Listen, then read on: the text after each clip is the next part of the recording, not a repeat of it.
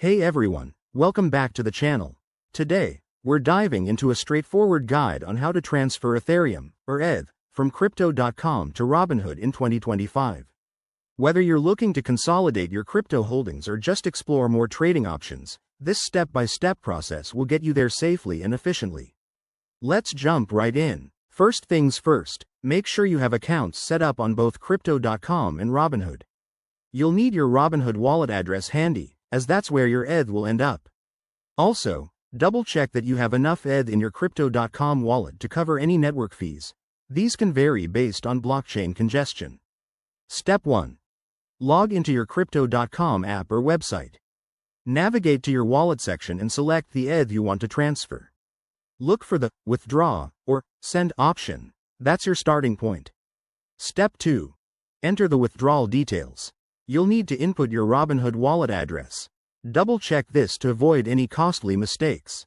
Choose the Ethereum network for the transfer, as it's the most common and cost-effective way. Step 3. Review and confirm the transaction. You'll see a summary of the amount, fees, and destination. If everything looks good, hit Confirm. Remember, transactions on the blockchain aren't instant, so it might take a few minutes to an hour or more, depending on network traffic.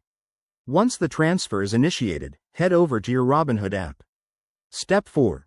Check your Robinhood wallet. You should see your ETH arriving shortly. If it doesn't show up right away, don't panic. Give it some time and keep an eye on your transaction history. A quick tip. Always enable two-factor authentication on both platforms to keep your assets secure. Also, be aware that crypto prices can fluctuate, so time your transfers wisely. There you have it. Transferring ETH from Crypto.com to Robinhood is that simple. If you found this helpful, give this video a thumbs up, subscribe for more crypto tips, and drop your questions in the comments below. Thanks for watching, and I'll see you in the next one.